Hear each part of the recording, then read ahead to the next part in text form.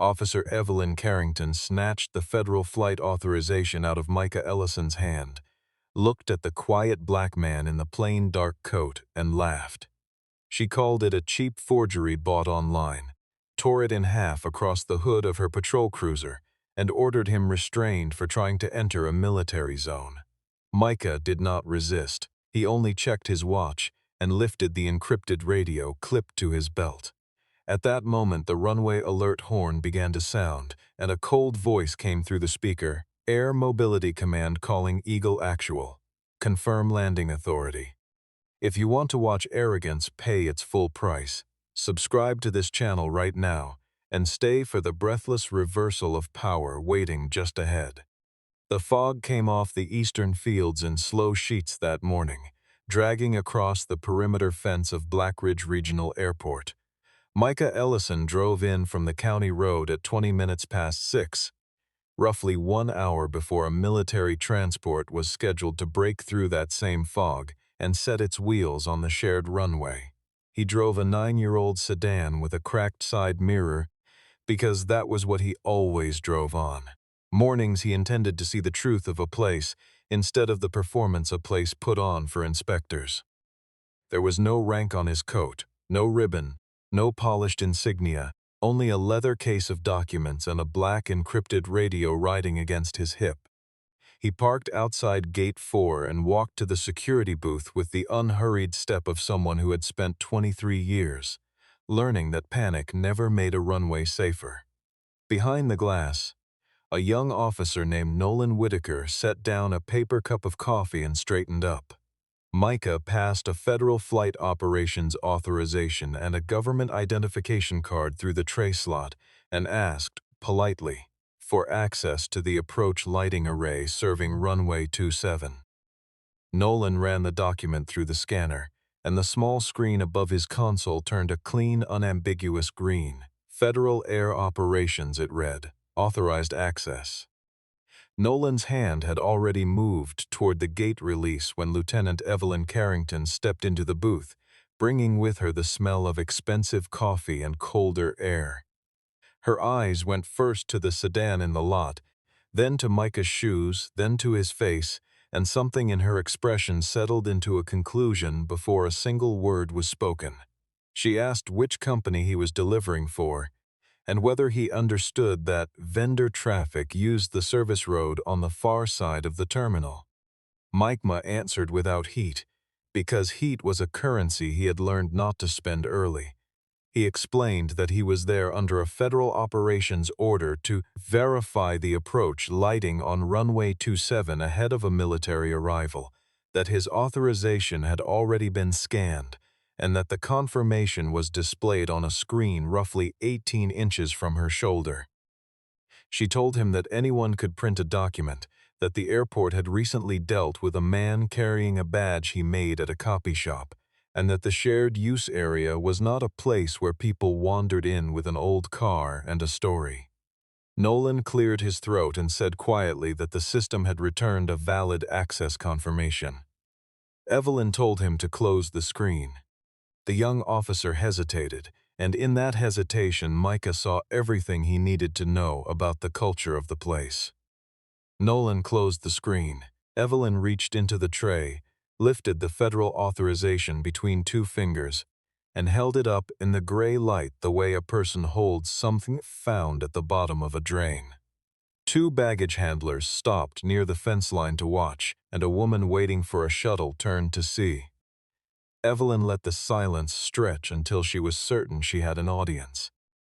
Then she asked, in a voice pitched to Carrie, whether he truly believed that outfit was going to walk him into a military zone. He did not answer.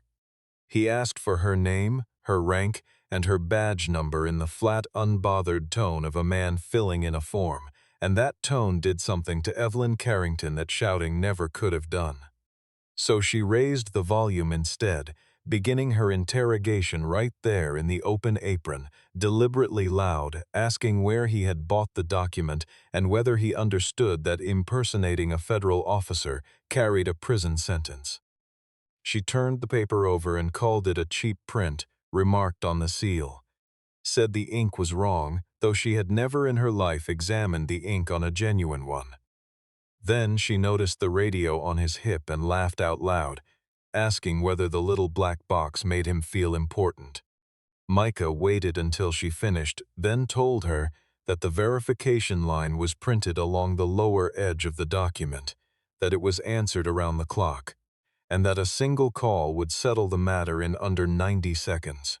Nolan tried once more, saying he had seen the green confirmation himself, that it had come back before the lieutenant arrived. Evelyn turned on him and asked whether he would enjoy an insubordination entry attached to his file during his probationary review, and how many departments hired officers who left with a mark like that. Nolan looked at the floor. Because he was 27, he had a car payment and a mother with a bad hip, and the woman in front of him had a last name that appeared on a bronze plaque in the terminal lobby. Evelyn walked to her patrol cruiser, laid the authorization flat on the hood, smoothed it once with her palm as if preparing to sign something, and tore it cleanly in half. The sound was small and very distinct in the fog. She held one half out toward him and told him to keep it as a souvenir of the day he tried to walk into a place that was never going to belong to him. A luggage cart stopped rolling. Somebody near the terminal doors made a low sound of disbelief. Micah took the torn half without a word, folded it once and slid it into his coat pocket, and he did it so carefully that the care itself became an accusation. He asked whether she was the ranking officer at that gate, and whether she wished to state on the record that she had denied access after a valid system confirmation.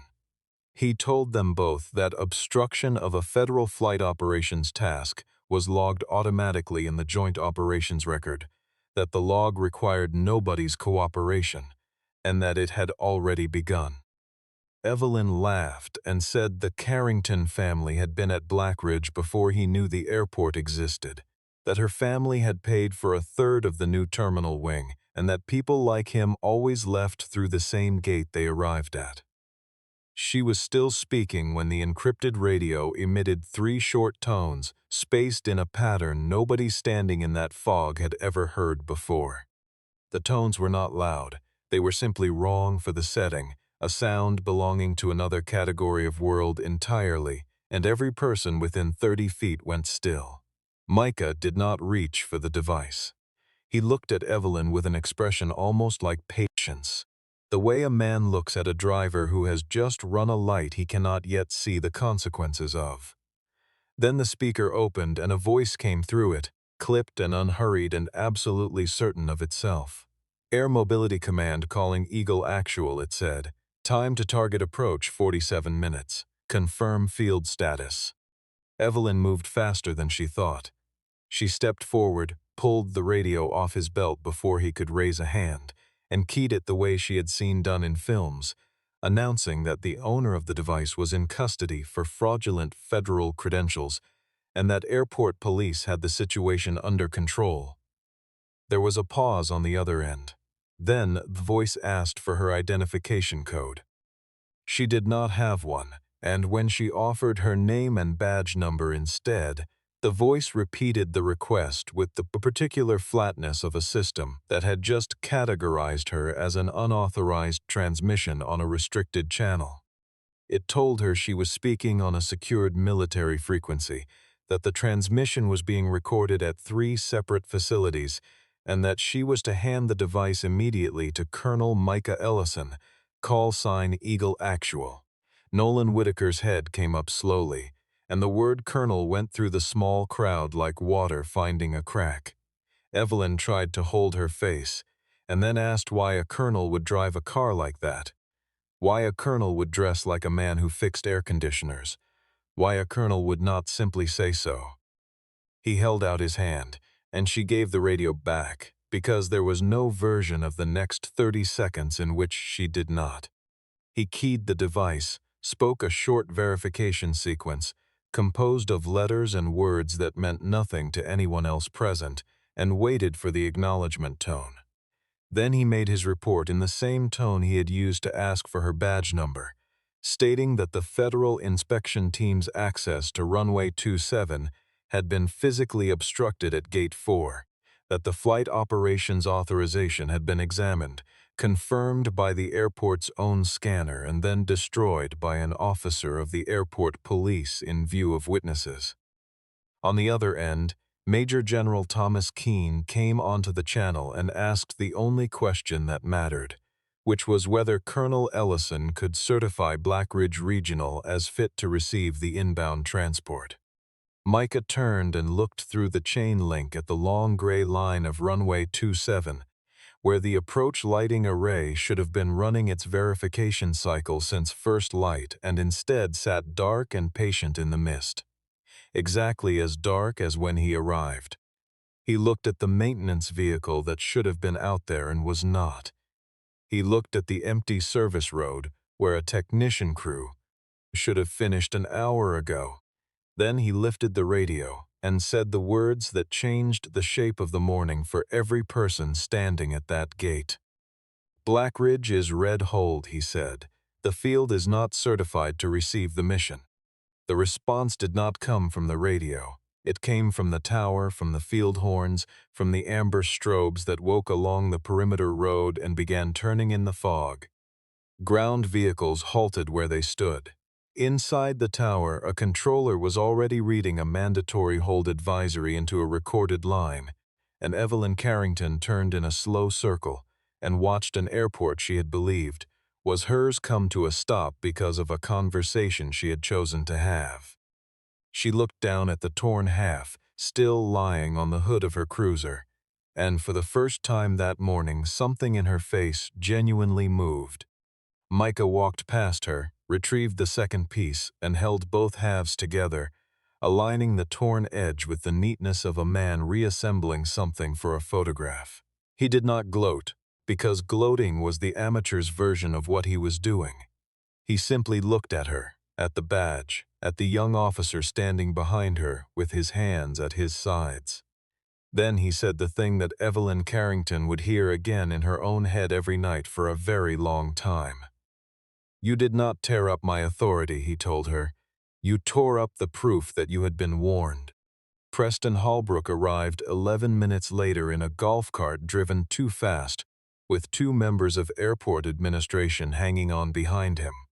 He had received the hold advisory while discussing catering arrangements in a hangar, and he had understood at once what a diverted military transport would mean for the shared use contract that funded roughly a third of his operating budget.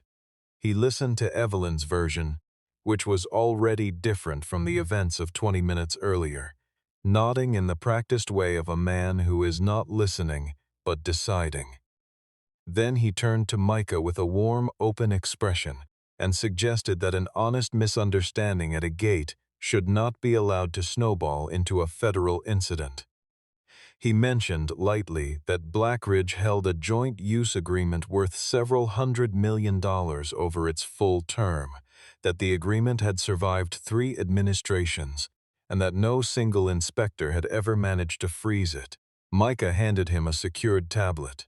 On the screen was the electronic operations order, time-stamped and digitally signed, bearing the authentication block of Air Mobility Command and the specific language granting its bearer authority to place a shared use field into hold status on his own certification.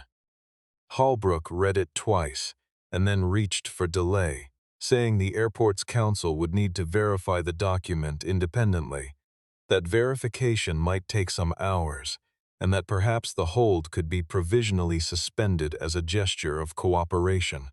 He asked Holbrook a single question, which was whether the gate credential scanner maintained an access log. Holbrook answered a shade too quickly that gate data was held in a temporary buffer for operational purposes only, that it cycled itself automatically, that nothing was retained long enough to be useful. Evelyn's shoulders came down half an inch, because for 20 minutes she had been carrying a small, hard knot of worry about a green screen that Nolan had closed, and Holbrook had just told her it no longer existed. Then Micah explained, without any change in tone, that authorizations issued for special mission tasking do not verify locally. When Nolan ran that document through the scanner, The query traveled to a federal server, was authenticated there, and was recorded at the moment of the query along with the terminal identifier, the badge number of the officer operating it, and the timestamp. The airport's buffer was irrelevant. The federal record showed that the authorization had been scanned, confirmed valid, and displayed as green at 6:41 in the morning, and the tearing had occurred at 6:53. Halbrook's face did the arithmetic before his mouth caught up. 12 minutes was not a mistake, not a case of poor lighting or a bad photograph or an officer who could not read a seal. 12 minutes was a decision. He glanced at Evelyn for the first time the way a man looks at a package he has been asked to carry across border. Micah gave them the choice then in the same flat voice, and it was not really a choice at all. Preserve every camera feed, every gate log, every radio recording, and every maintenance record touching runway 27, he said. Or convert this from an obstruction matter into the destruction of federal evidence, which is a different chapter with different sentences in it. Holbrook said immediately that, of course, everything would be preserved. In the voice of a man volunteering to hold a door open while the building burns behind him. Behind them, beyond the shuttle lane, a line of 4 black vehicles with federal plates came off the county road and turned toward the administration entrance without slowing at the guard shack. Nobody had called them in the last 40 minutes. They had been on the road since 5. Inspector Vanessa Grant came out of the second vehicle before it had fully stopped. Early 50s, gray suit, no jewelry, moving with the economy of someone who had done this in 11 states and did not intend to be surprised in a 12th. Her team spread along Gate 4, 1 to the booth, 2 toward the maintenance road, 1 setting a tripod camera on the apron. She shook Micah's hand and asked what she had walked into, and he told her in 90 seconds, leaving nothing out and adding nothing. Then she asked to see the document, and he produced both halves from his coat pocket. Grant aligned them, examined the seal, and slid them into a clear evidence sleeve while standing 4 feet from Evelyn Carrington. Evelyn watched a piece of paper she had considered garbage 30 minutes earlier become an exhibit, and said, to no one specifically, that this was an enormous overreaction to a credentialing dispute.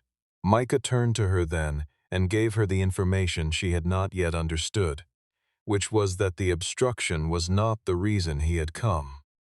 Blackridge Regional had filed 3 consecutive quarterly certifications stating that the approach lighting array on runway 27 was fully operational, tested, and compliant. Federal correlation data told a different story. The array's signal signature had been intermittent for 11 weeks, absent entirely for stretches of 4 and 5 nights, and yet every certification had come back clean and signed. Jordan Price, the lead technician for airfield lighting, came around the corner of the maintenance building at that moment, wiping his hands on a rag, and stopped when he saw the federal vehicles. Vanessa Grant asked how long the array on runway 27 had been degraded. He said it had been failing since the spring, that he had submitted 11 requests for overnight runway access to isolate the fault, and that 7 had been denied outright by the Airport Police Division, while 4 had been approved and canceled the same evening under the same logged reason. Restricted period. Security event. He said he had eventually sent a report of his own to a federal safety line and had assumed for 3 months that nobody had opened it. Evelyn said sharply that she had never blocked a maintenance request in her life, that any access restrictions she signed had come down from Halbrook's office as security directives, and she said it with genuine indignation, which was interesting, because it was the first true thing she had said in an hour. Holbrook answered instantly that the police division held operational discretion over field access, that his office issued general guidance and nothing more, and that he had never instructed anyone to obstruct a technician. 2 seconds of silence followed, and in it a 6-year alliance made a sound like ice. Micah asked Grant to pull every access record for the maintenance corridor going back 6 months sorted by approving officer and cross-referenced against the field's own event calendar. On 17 separate nights, the technical corridor had been closed to all maintenance activity under a designation entered as a private function or a donor event, and on every one of those nights the airport's official record showed scheduled work on the runway 27 lighting array as performed and complete. Somebody had written a record of labor that never happened, and somebody else had signed it, and the signatures were not anonymous. Jordan waited until Grant reached the end of the list, then asked Micah to walk with him. He led them past the maintenance building, past a row of dead grass and a chain-link enclosure, to a storage bay with a heavy padlock and a federal property tag on the door that had been fastened with a plastic tie rather than a seal.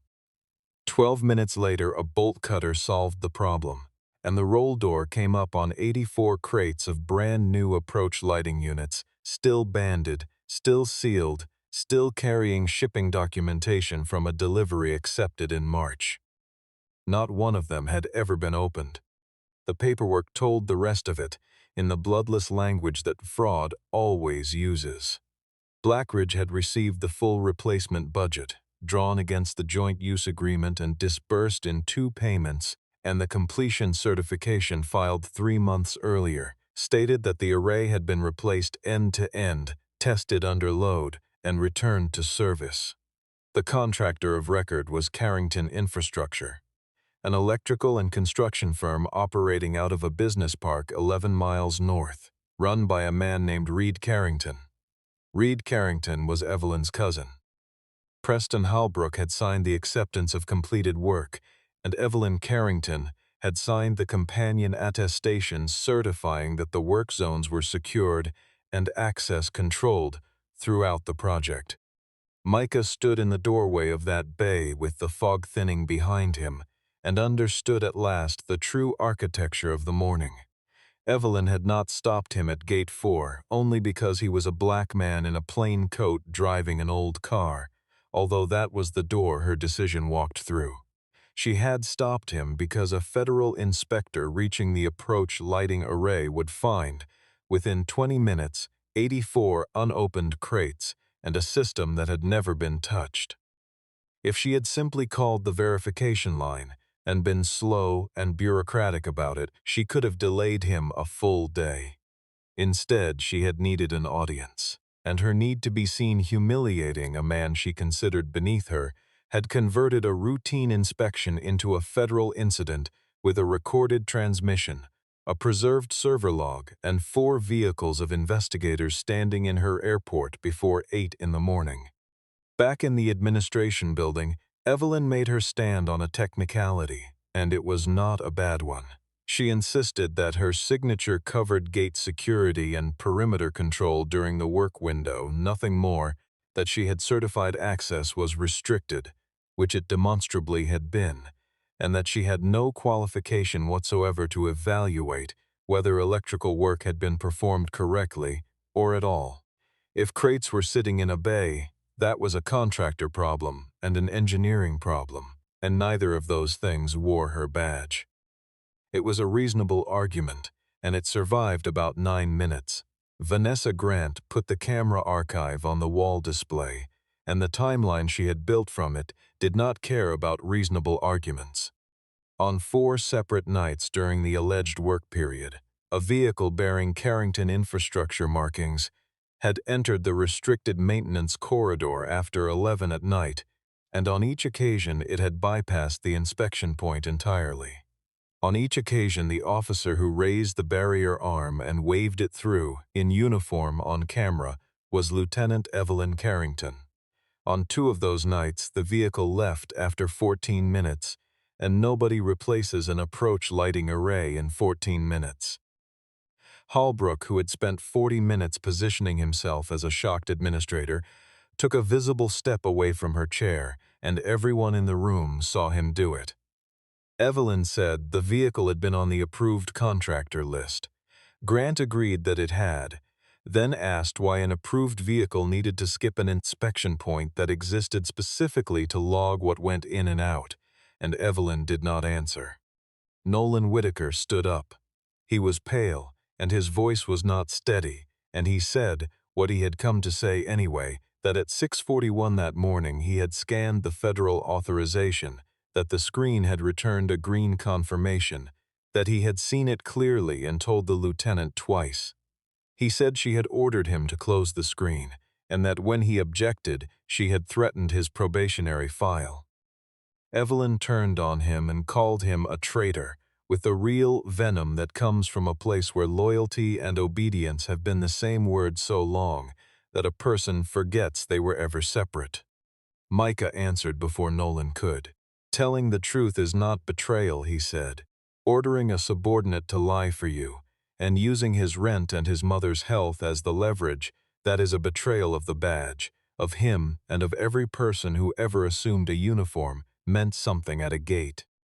Then the encrypted radio spoke into the silence, and Major General Keene advised that the inbound transport had entered a holding pattern at 19,000 feet, that it carried emergency communications infrastructure bound for a coastal county that had lost every tower in a storm 4 days earlier, and that it held reserve fuel for roughly 30 minutes before a diversion became mandatory.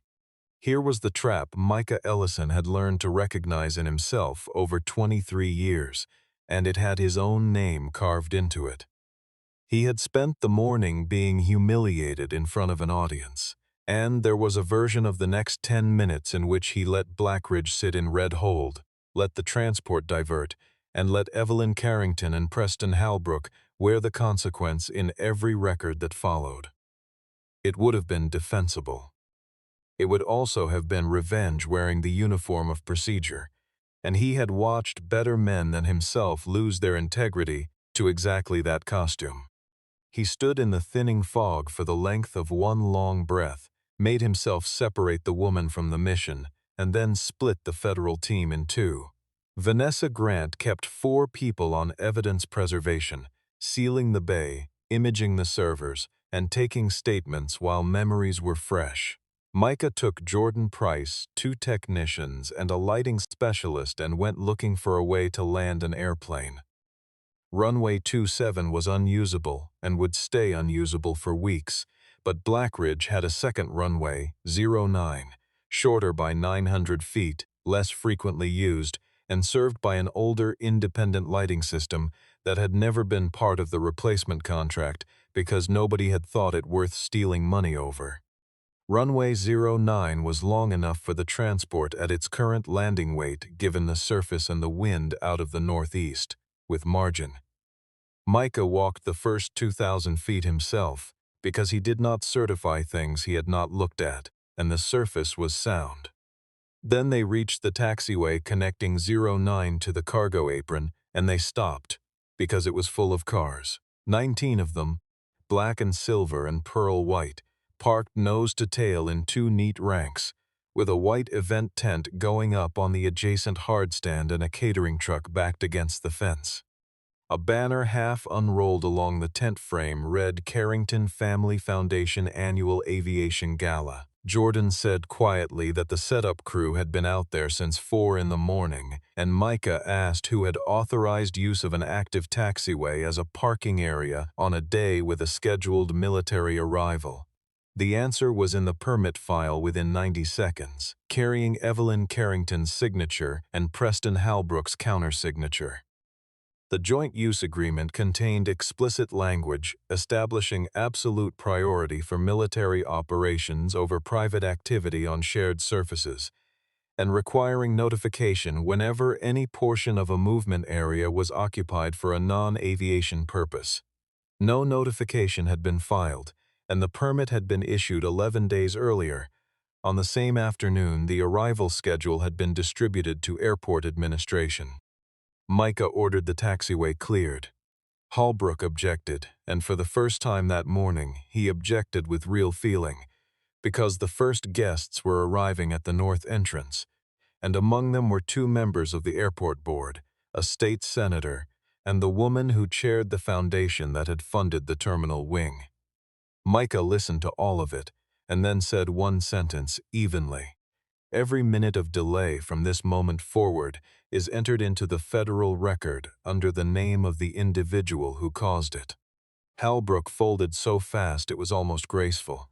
He got on the radio himself and ordered ground crews to clear the taxiway, ordered the tent crew to stop, ordered the catering truck moved, all in the loud, confident voice of a man performing decisiveness for an audience that had already made up its mind about him. Within 20 minutes, drivers in valet vests were moving 19 luxury vehicles onto the overflow lot, while a state senator stood at the fence watching his own car get relocated. Evelyn watched it from the administration steps, and what she was watching, precisely, was the transfer of gravity. These were people who had greeted her by name every morning for 6 years, who had held doors, who had laughed at things she said that were not funny. Now they moved when the man in the plain dark coat spoke, and they did not look at her at all. She was not being punished in that moment. She was being subtracted. Holbrook came out of the building, walked past her without a word, and took a cart out to supervise the clearing personally. And she understood then that her last ally had already begun writing his own version of the day. So she went back inside, went upstairs, and used her administrative credentials to open the gate access system. It was Nolan Whitaker who noticed she was gone. He had been watching her the way a man watches weather he has been caught in before, and when he found the steps empty, he went and found Vanessa Grant. Grant did not run. She walked to the second-floor operations room with 2 of her people and opened the door without knocking. And Evelyn Carrington was standing at the console with the access log administration panel open and a selection of records highlighted. She turned around with complete calm and said she was preserving a backup copy for the investigation, that she had assumed federal personnel would want a local export that she had been trying to help. Then one of Grant's technicians sat down at an adjacent terminal, pulled the system's own action history, and read it aloud without inflection. At 9:17:40, credentials belonging to Lieutenant E. Carrington had authenticated to the Gate Access Administration module. At 9:18:11, those credentials had initiated a purge command targeting all gate transaction records for the current date.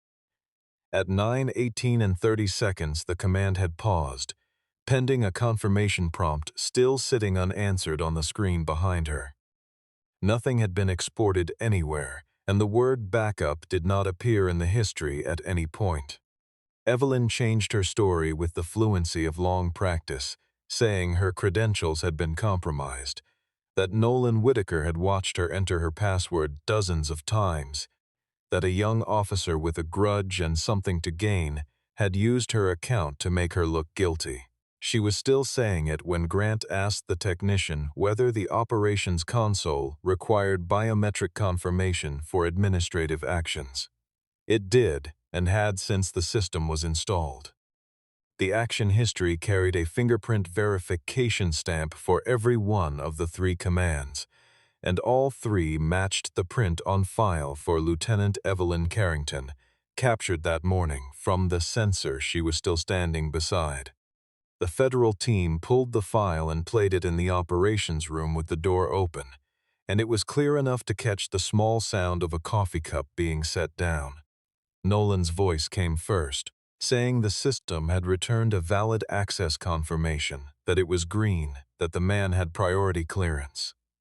Then Evelyn's voice, unhurried and entirely without doubt, she said she did not care what the system said, that the man had walked up to her gate in a beat-up car, looking like he had come to fix something, and that people like that did not get to decide where they went on her field. She said, and the recording preserved every syllable, that she was going to teach him who controlled this gate. Holbrook, summoned back upstairs, listened to a summary and immediately began the work of separation. He spoke about the airport police division as though it were a vendor he had recently considered replacing, saying that Lieutenant Carrington had operated with unusual independence, that she had leveraged her family's standing in ways that made her difficult to supervise, that he had raised concerns internally and could produce the correspondence. Evelyn began to laugh then, and it was not a pleasant sound. She told the room that Preston Halbrook had personally instructed her in his office in April to keep every inspector and safety official off runway 27 and out of the North Maintenance Corridor until after the gala. She said she had the calendar invitation, that she had photographed his whiteboard that day out of habit, and that she had kept both because she had grown up in a family that taught her never to be the only person holding a document. Halbrook told her to stop talking, and she told him what he could do with his advice. He said her family's contractor had submitted the invoices. She said he had signed the acceptance. In 4 minutes, the two of them laid out for a federal investigator the exact structure of an arrangement that would otherwise have taken 6 months of subpoenas to assemble. And they did it because each believed the other was about to do it first. Halbrook's phone rang at 9:51, and something in his posture failed when he saw the screen.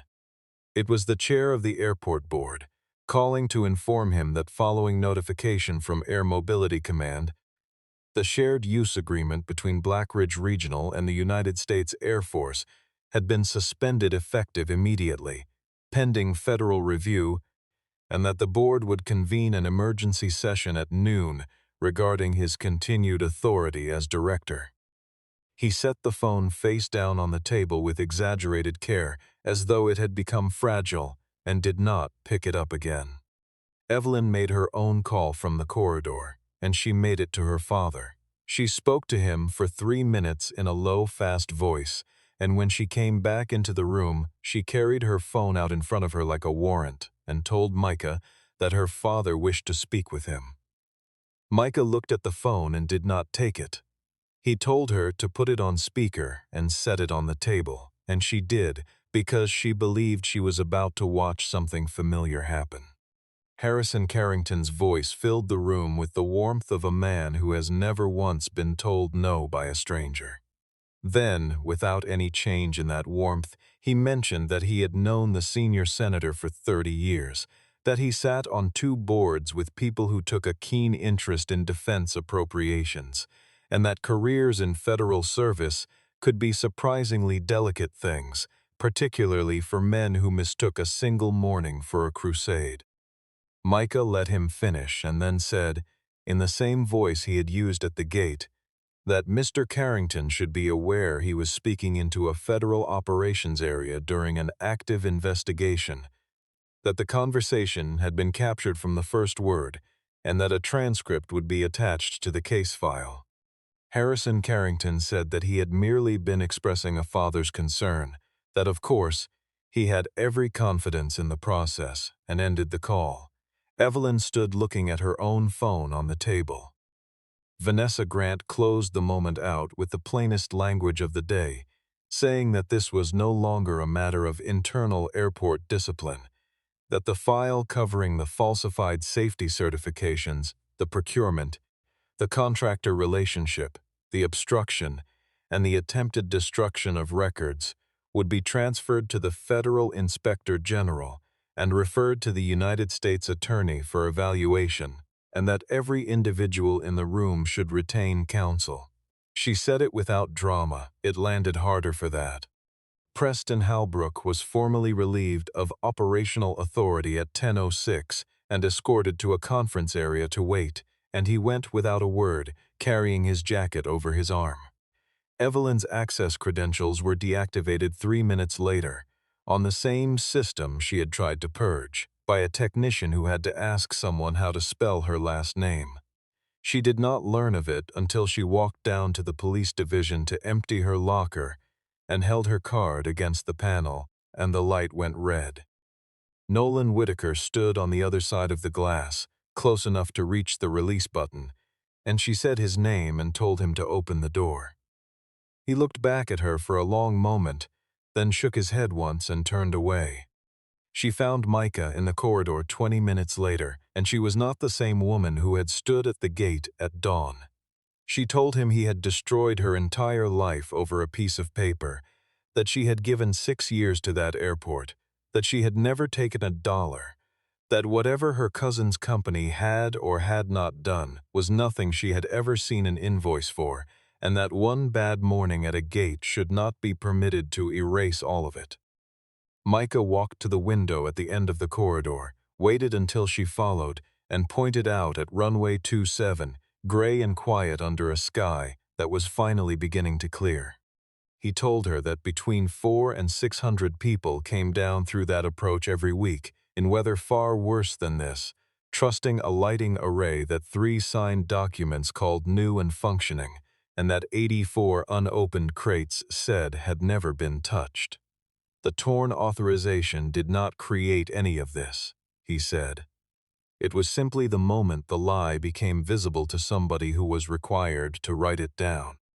Behind them, the radio came alive, and the tower advised that runway 09 had completed its full verification cycle, that every lighting segment had passed under load, that the surface inspection was clean and the connecting taxiway clear, and that the wind was holding steady out of the northeast at 9 knots.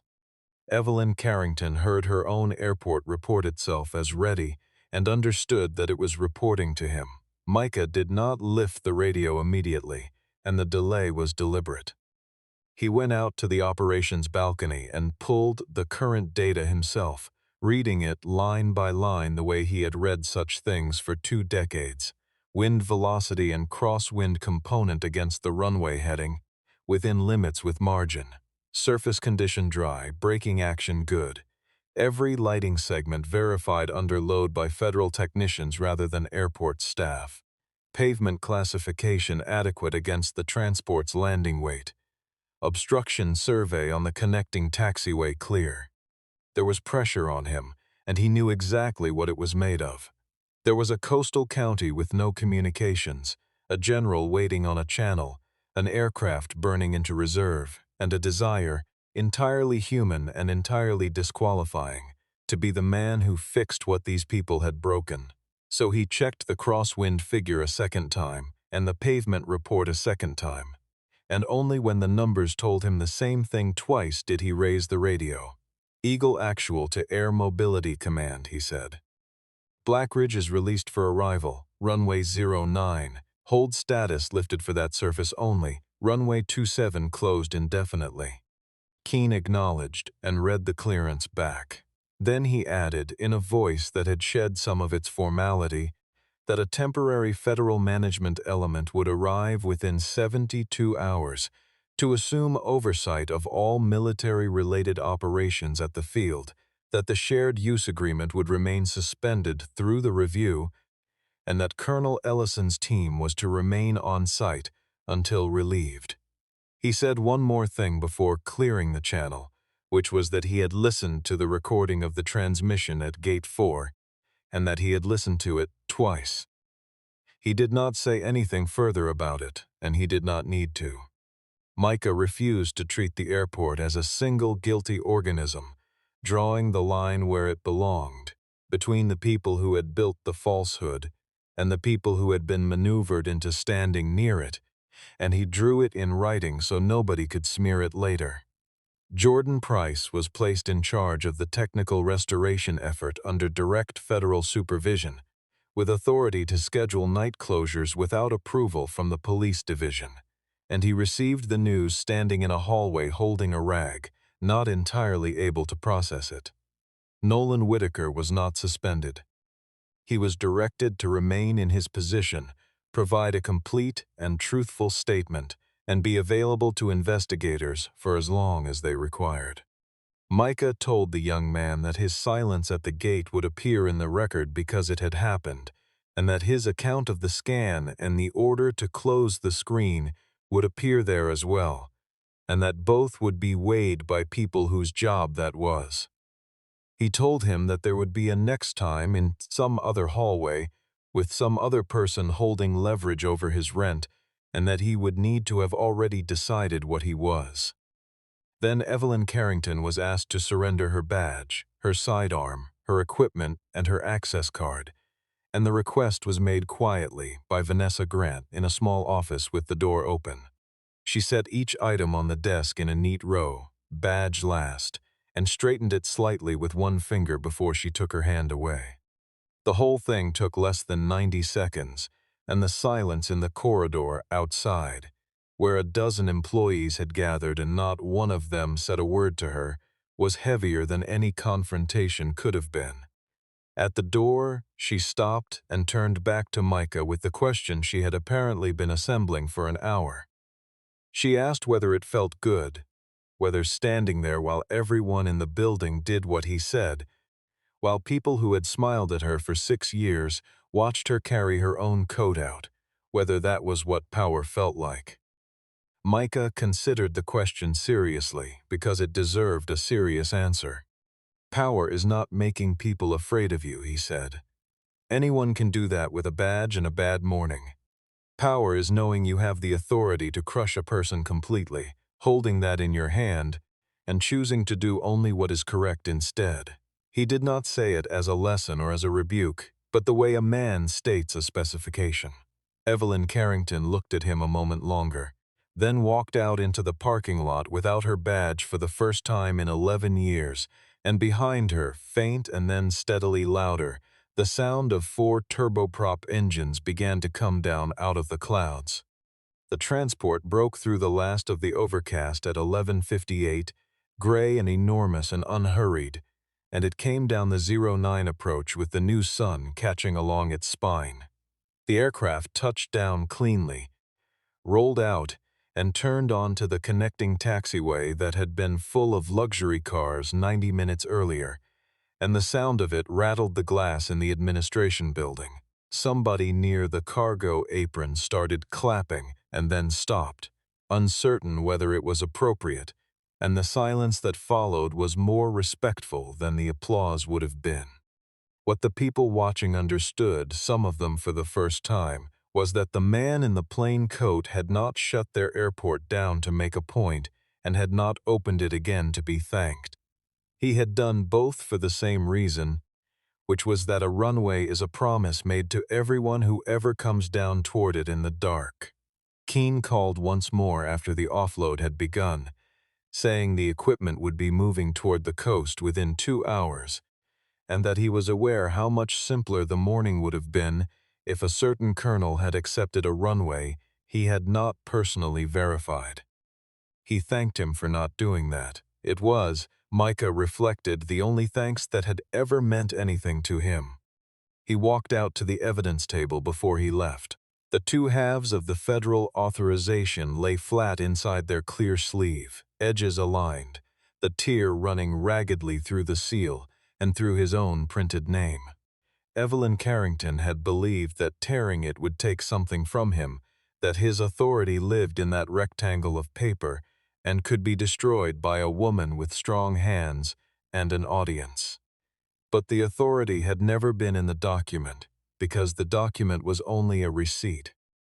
The authority was in 23 years of standing in cold weather looking at surfaces other people had signed for, and in the willingness to say no on a morning when saying yes would have been easier for everyone, including himself. Nolan Whitaker caught him in the parking lot and apologized, badly in fragments, for closing the screen and for standing 4 feet away with his mouth shut while a woman tore up a federal document. Micah did not tell him it was all right, because it had not been. He told him that the mark of a person is not that they never fold, but what they build afterward, so that the next time they are asked to fold, they have somewhere to stand. Out on the north side of the field, Jordan Price had already cut the bands off the first crate, and the federal restoration schedule ran 11 weeks, every night of it logged, photographed, and verified by people who did not report to anyone whose name appeared on a plaque in the terminal lobby. Micah Ellison drove out through Gate 4 in the same 9-year-old sedan, with no escort, and nobody applauded, and the young officer at the booth raised a hand as the barrier came up. Behind him, in the police division office, 2 maintenance workers were taking the nameplate off the lieutenant's door, and the small brass letters spelling Carrington went into a plastic bin along with a stapler and a framed photograph from a fundraising dinner. The clear evidence sleeve went into a case, the case went into a vehicle, and the vehicle turned onto the county road, with the fog burned entirely off the fields, and the morning finally, ordinarily bright.